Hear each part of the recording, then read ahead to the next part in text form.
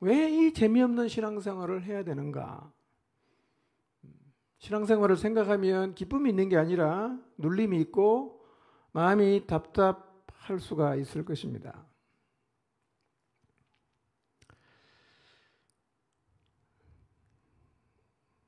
진리가 마음에 와닿지 않으면 아무리 많은 진리의 내용을 알고 있어도 정리를 잘하고 있어도 결코 그 진리를 따라 살아갈 수는 없습니다.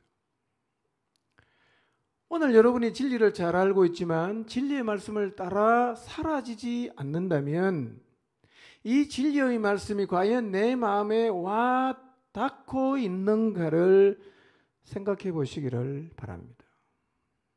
이런 일이 일어나지 않는 한 우리의 답답한 신앙생활은 절대로 극복되지 않습니다.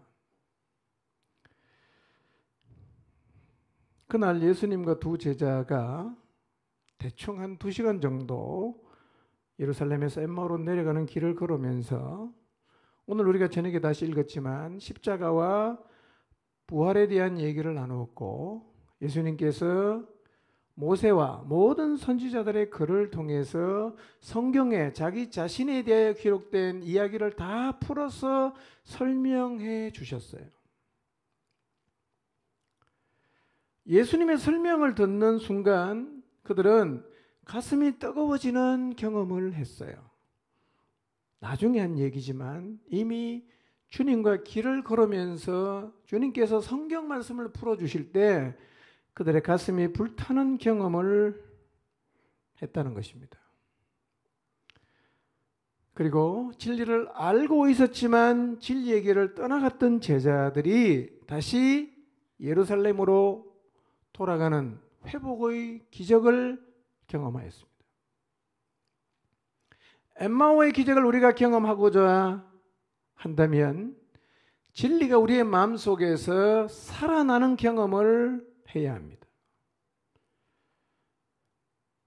그런데 문제는 이런 경험을 평생에 한두 번 정도밖에 못한다는 거예요. 한두 번의 경험으로는 평생을 진리를 따라 살아갈 수가 없어요. 여러분 복음 집회를 준비하면서 기도하고 성경을 읽으면서 틀림없이 여러분의 마음이 뜨거워지고 기도와 말씀을 통해서 뭔가 내 내면 속에서 불타오르는 성령의 만지심을 여러분이 경험하셨을 거예요. 그런데 2주도 지나지 않아서 영적으로 추락하고 힘을 잃어버리는 경험도 우리는 지금 하고 있어요. 그러니까 진리가 마음에서 살아나고 진리의 말씀이 마음에 와 닿는 게 중요한데 이것이 일상이 되어야 된다는 거예요. 평생 한 번으로는 곤란하다는 거예요. 이 가능할까요?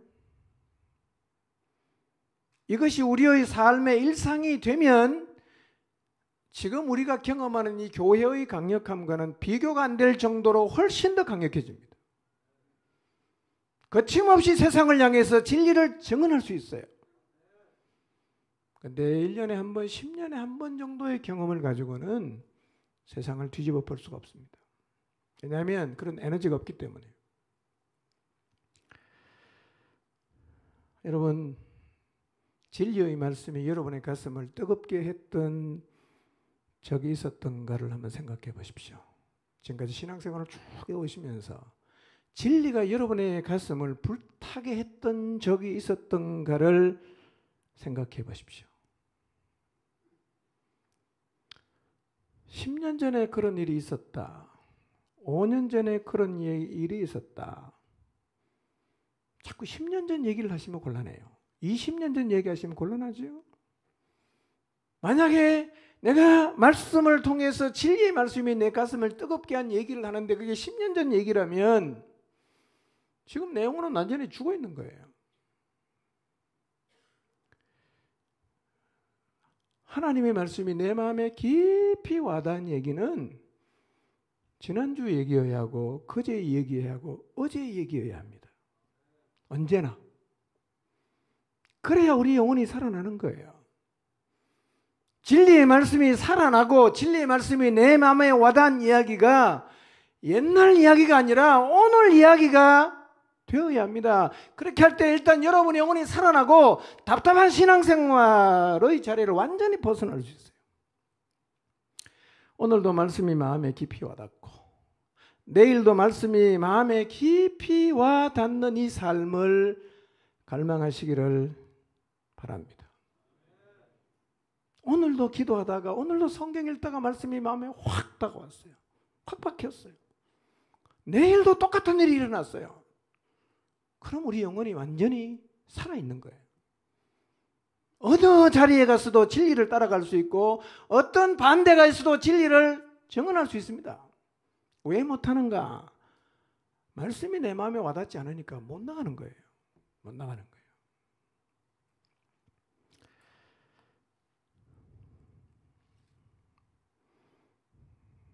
집에 들어가서 예수님과 제자들이 음식을 나누어 먹습니다.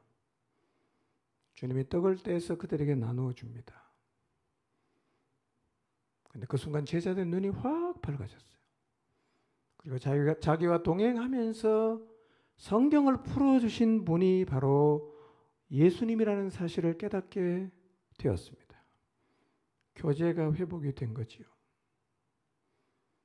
성경을 잘 보세요. 두 제자는 그날 밤 자고 돌아간 게 아니라 그날 바로 돌아갔습니다. 바로. 여러분 진리의 말씀이 마음에 와닿으면 이렇게 놀라운 일이 일어나요.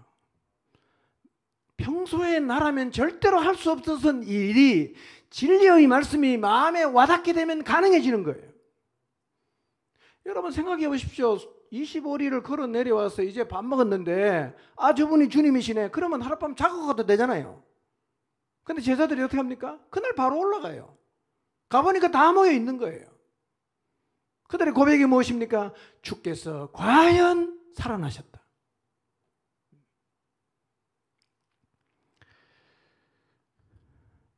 여러분 신앙생활의 변화는 이런 방식으로 일어나야 되는 거예요. 이런 방식으로. 등 떠밀려 가는 게 아니라 내 내면이 변화돼서 이 힘으로 가는 거예요. 자발적으로 가는 거죠. 예. 나는 가고 싶지 않아요. 계속 눈치를 주잖아. 나는 가기 싫어요. 근데 내가 집 산데 체면상 안 갈 수가 없어요. 억지로 갔어요. 그럼 어떤 일이 벌어지냐? 돌았으면 불평하고 원망하는 거예요. 돌았으면 불평하고 원망해요. 여러분 오늘날 교회 안에 이런 일이 비일비재하지 않습니까? 해놓고 뒤에 가면 욕하고 해놓고 뒤에 가서 불평하고 힘들어하고 하기 싫어하고. 왜 이런 일이 벌어지냐?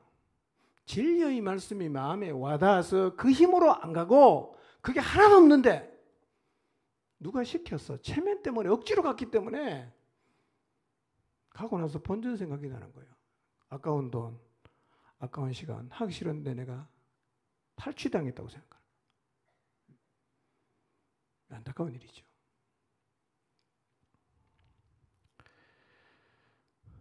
여러분 신앙생활은 이렇게 하면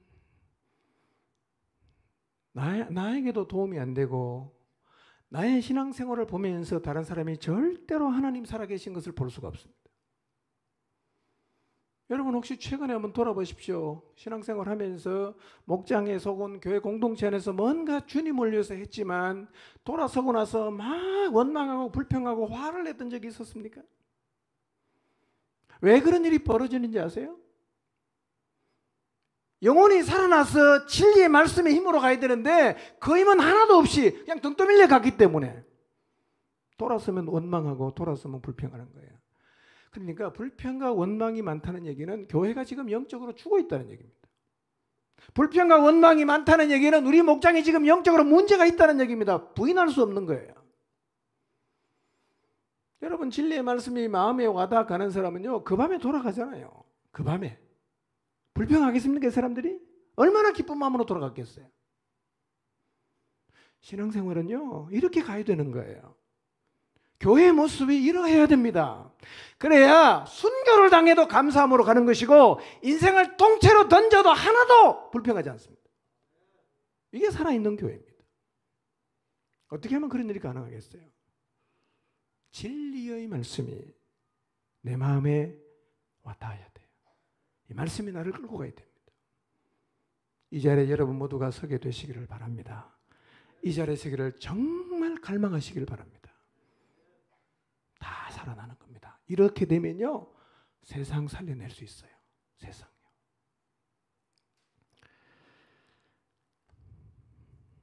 두 가지 노력이 필요합니다. 꾸준히 한번 노력해 보십시오. 첫째, 말씀에 젖어들도록 계속해서 노력하십시오. 예. 여러분, 하나님 말씀이 마음에 계속 담기는 것은요, 굉장히 중요해요. 일주일을 살면서 성경을 한 장도 안 읽었다. 이 사람은 신앙생활을 제대로 할 가능성이 0%입니다. 절대로 제대로 못합니다. 왜냐하면 이 내 머릿속에 사단이 준 세속적 가치가 꽉 차 있는데 진리가 들어갑니까? 진리가 영향을 미칠 수가 없어요. 들어도 다 없어집니다. 말씀이 마음에 담겨야 돼요. 어떻게 담깁니까? 가까이 해야죠. 읽어야 되고 들어야 되고 계속 해보세요. 이 과정이 없이는 진리가 내 마음에 와닿는 자리에는 절대로 설 수가 없어요.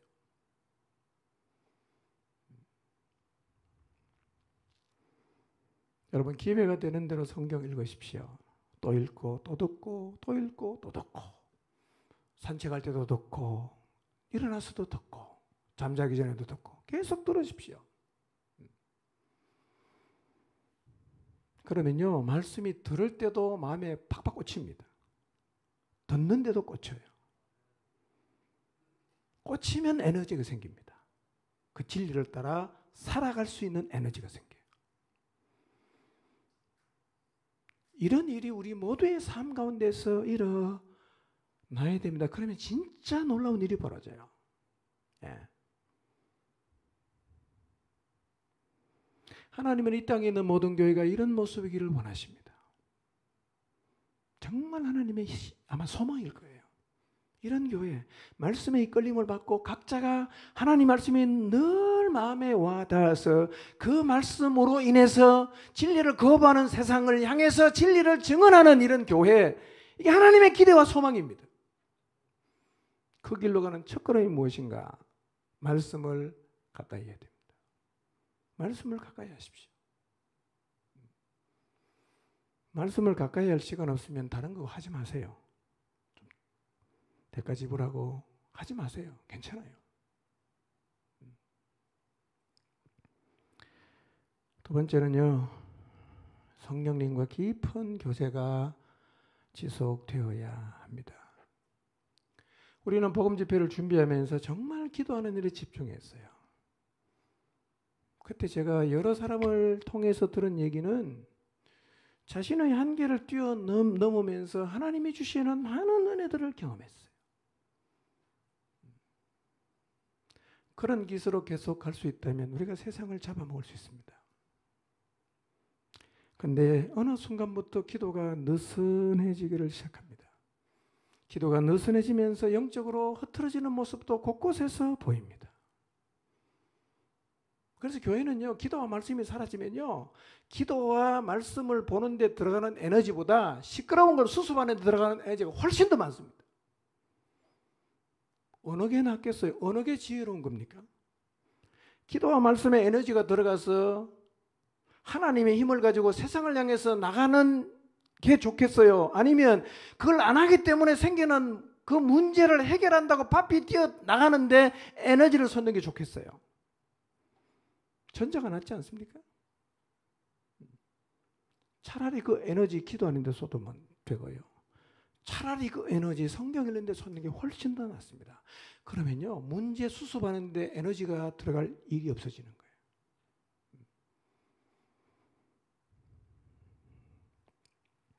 다시 성령님과 깊이 교제하는 자리로 나가시기를 바랍니다.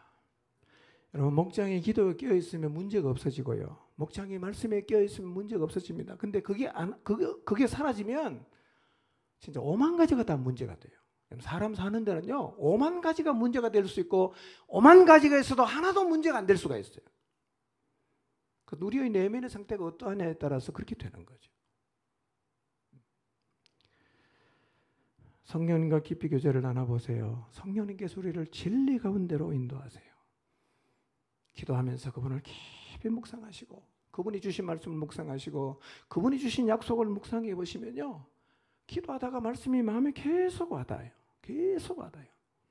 깊이 있게 계속 가보세요. 매일 기도할 때마다, 매일 성경을 읽을 때마다 하나님 말씀이 마음에 그냥 와닿아요. 가슴이 뜨거워지는 거예요. 그 다음에 따라오는 게 무엇인가? 자발적으로 진리를 따르는 것.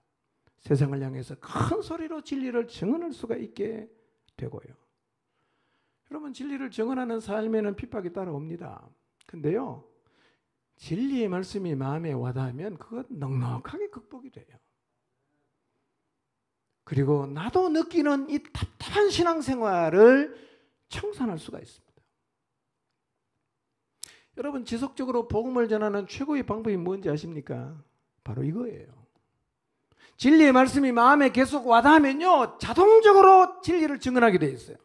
근데 그게 사라지면 전도는 프로그램이 될 수밖에 없습니다. 안 가니까 프로그램을 해야 돼요.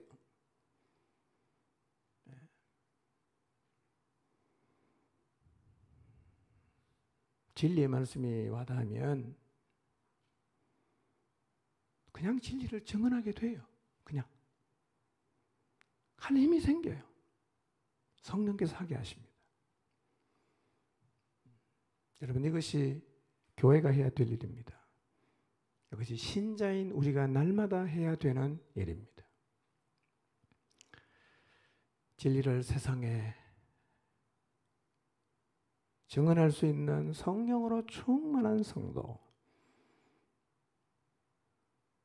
그리고 진리의 말씀이 마음속에 깊이 와닿아 진리의 이끌림을 받는 하나님의 사람들, 그리고 주님의 몸인 공동체가 되기를 주님의 이름으로 기원합니다.